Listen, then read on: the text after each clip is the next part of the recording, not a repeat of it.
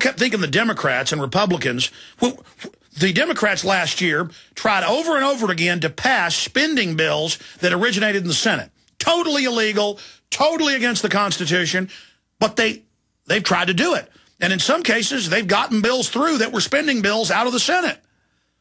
See, they're setting the precedent.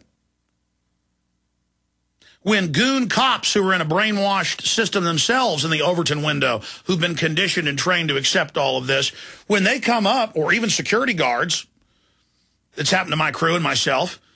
Kansas City Star covered it. The video's on YouTube. Aaron and Rob Jacobson are a half mile away from the Federal Reserve. They're across the street on the side of a highway videotaping. They're done. They drive down to a World War I memorial. They're on the side of a city street on a sidewalk. Off their jurisdiction, in black uniforms, 2 federal security guards with sidearms walked up and said, "I'm ordering you to leave." And they said, "Well, this isn't your jurisdiction. Even if you were a cop, you're outside your authority." And they put their hand on their guns and they said, "Look, I'm going to arrest you." And maybe they should have gotten arrested, but I've told them, unless they personally want to do it, don't. I probably would, but I've told them, my order is to just get it on tape, illustrate it, and get out of there.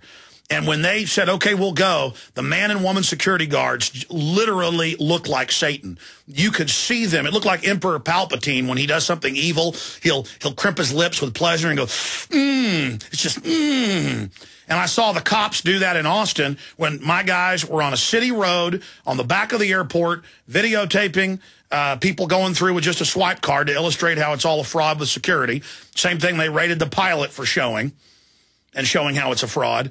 First nice cop gets there, but still puts them in a database. And I know you got a right, but give me your ID. Let me just run you. He's the nice Gestapo. And then others show up and say, "I don't care if you've got a right. Get out of here. I'm going to arrest you." And when they said, "Okay, we'll go," you see the cops just, good. That cop doesn't know that they're literally knocking the floor out from under themselves and their family. They have no idea. They think they're winning. They think they've got some type of personal power through the system. Let's play this clip. Ezra Klein, Constitution has no binding power on anything.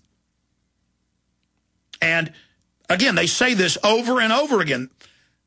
And they know it's radical to say if you don't want government-run health care, you don't like black people. It has nothing to do with anything. It's bizarre. It's crazy. It's nonsensical. But they're practicing doing that just to make it la-la land. This is all in handbooks by these people. Now, here's the good news. We're taking the Overton window back to reality. We're saying, yeah, you blew up those towers. We're bold. We don't care if you demonize us. Yeah, we're going to cover the government nerve gas on our own troops and shooting little kids up with syphilis. And now you're a bunch of murderers. And they're like, no, don't do that. Yeah, we're going to do that. And they're like, well, we might get you.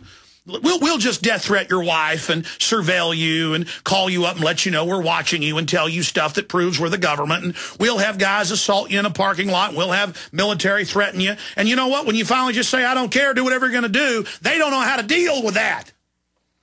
And they don't know how to deal with somebody that knows the card tricks. I'm catching them cheating with the cards in their sleeve. I'm calling them on it. So America and the world needs to get out of this sycophantic worship of tyranny and that going along to get along is cute and fun. People need to rediscover the spirit of 1776. The answer to 1984 is 1776. But Kurt Nimmo's got the article, Establishment Blogger. Constitution has no...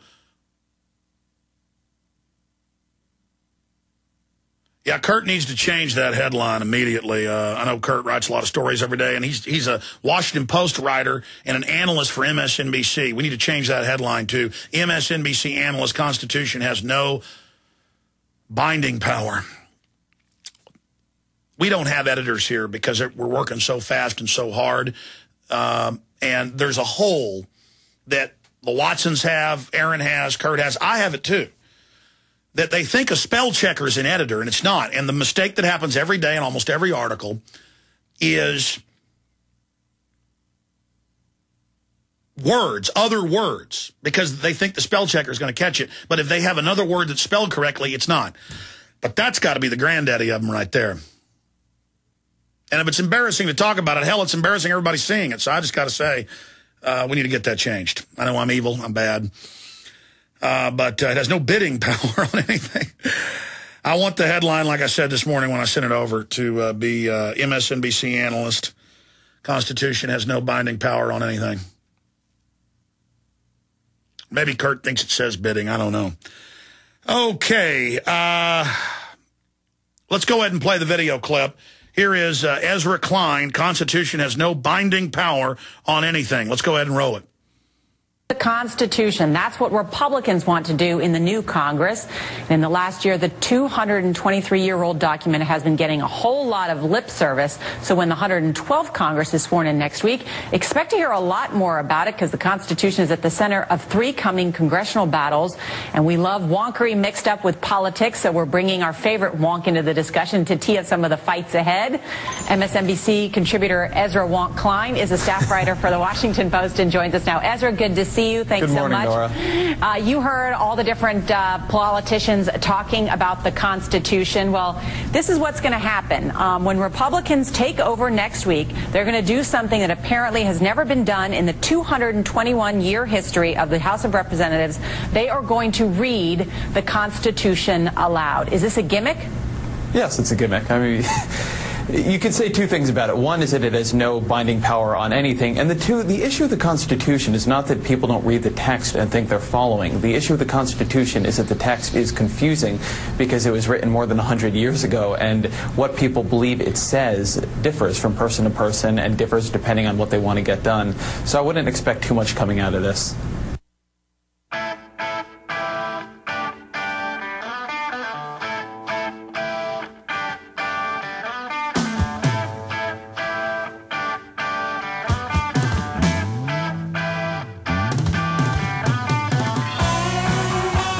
Okay, we are back live. So, Ezra Klein, Constitution has no binding power on anything.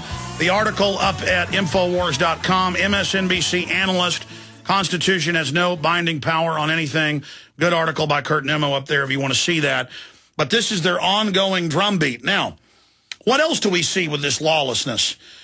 In Texas, the ATF, and in Arizona and other border states, is just ordering. No judge, no jury, no nothing, kind of like the FCC just said, we're giving out an order that we now control the internet, and we're going to protect it.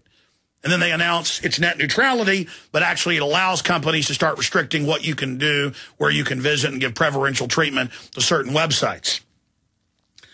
It's like calling the Patriot Act patriotic. It's the opposite of patriotism. Or the New Freedom Initiative to drug upwards of 50% of American school children. That's not new freedom, unless it's the globalist new freedom to enslave and brain damage people chemically in this giant mental institution prison planet they've built. So feds want gun sellers to report rifle sales, but then when you read deeper in these articles, it's already going on.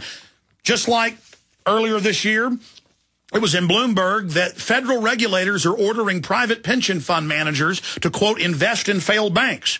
There's no law the government can order private pension funds to invest in failed banks, stealing the money of pensioners. That's what it does. But these companies go, okay, the government, if I don't do what they say, will come after me. They're criminal. Here it is. Local gun rights activists oppose proposed new over-controlling policy. That's out of San Antonio News, KENS 5. So they're putting that in place. Now, here's another even bigger example of what I'm talking about right here. EPA taking over Texas greenhouse permits. See, they claim the states control, and they couldn't even get Congress to pass this law. The EPA, though, just says they're going to do it. And then Texas, that actually has force of law in the legislature and supplies most of the power to Arkansas, Louisiana, Mississippi, New Mexico, Oklahoma.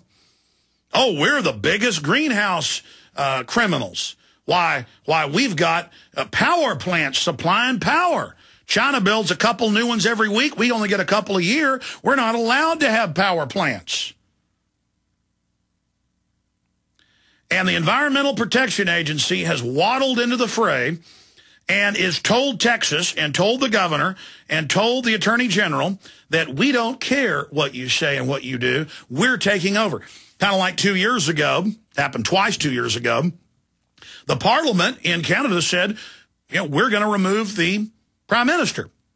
They elect him. You elect them, then they vote. That's a parliamentary system. And he said, you know what? I'm calling in the governor general. And they just disbanded the parliament. The Queen runs this country. See, you got state sovereignty until we say so. But then the Congress, that is the power of the federal government, even if the feds argue under the Commerce Clause or whatever, that they have control of the state, which they don't, the Congress makes the law. And the Congress says no, but the rogue bureaucracy doesn't care. There's your example of lawlessness. EPA taking over Texas greenhouse gas permits. The Environmental Protection Agency announced Thursday that it is taking the unprecedented step of directly issuing air permits to industries in Texas under their new rules, citing the state's unwillingness to comply with greenhouse gas regulations going into effect January 2nd. The EPA, which has no force of law. But it's kind of like, it's policy with the TSA, they stick their hands down your pants. And now they're taking over the malls and the streets. We're going to come back, go to your break, go to your calls in the next segment, the segment after that. Then at 8 after, Dr. Paul Kirk Roberts joins us, and I will take calls while he's on with us as well today. And then we have Max Kaiser, the surprise guest, in the 4th hour of Overdrive today for about 30 minutes. And we also have Bob Chapman joining us. And it'll be open phones throughout the transmission today. So if you've got any questions or comments for any of those guests, or you want to comment on what you think was most important in 2010 and what you think is coming up in 2011, we'll be talking to you directly on the other side of this quick break. But again, that very important story that is up on Infowars.com. Establishment minion is out there saying that the Constitution is not binding. I thought it was the law of the land. See, these people are completely lawless in our face. We'll be right back. Stay with us on the other side.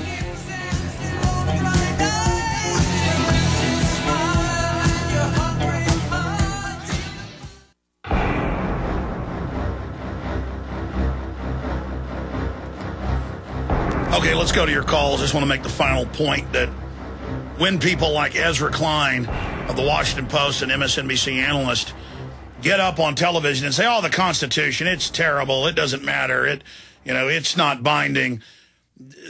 These are conscious tyrants. They've joined the bad guys. They want to bring in tyranny. And so if there is no law over government, then it is Hitlerian. It is the Führer precept. Let's go to your phone calls here. Appreciate folks holding. Let's talk to John in Wyoming. John, you're on the air. Welcome. Good morning, Alex, and Happy New Year to you. Good to have you. I'm calling from Sheridan, Wyoming, because I wanted to let you know that for months I've been battling our corrupt mayor on this water fluoridation issue.